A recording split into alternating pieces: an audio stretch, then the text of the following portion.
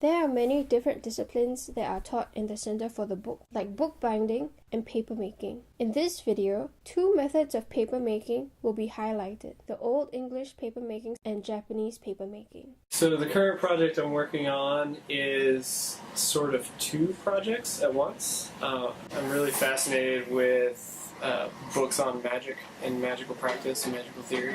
So the secondary part of the project is creating one, and that's what led to the idea for this project that I'm currently working on, which is trying to get paper that is dark black as possible while at the same time having like a weird ethereal, like smoky finish on it, able to be written upon.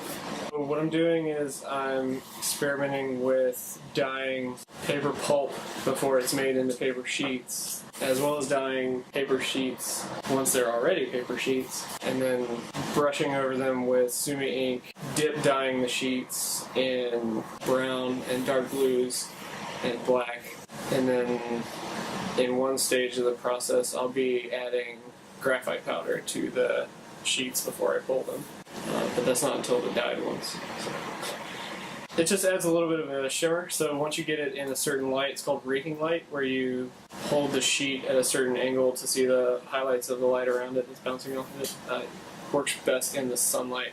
It'll give a little bit of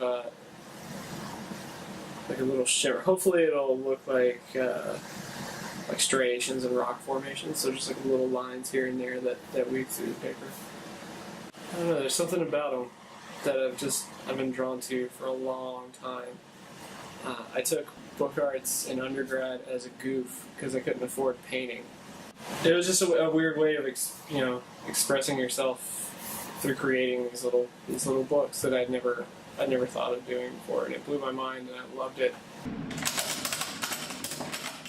When you were doing a video, I just learned to make Japanese style paper using the Japanese mold.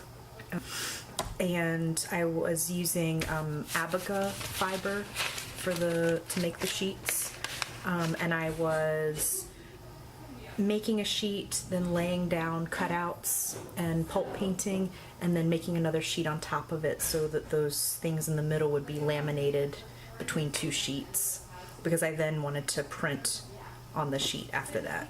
I keep a sketchbook, and I was making drawings of I was drawing the ice on the river during the winter because it was having these sort of geographic and sort of vein-like shapes and forms. So I drew that, and then I was photocopying it and cutting it out and laying it inside the paper because I wanted it to sort of be somewhat geographic, somewhat bodily at the same time. It's really useful since it's translucent. Then I can do the printing on the back and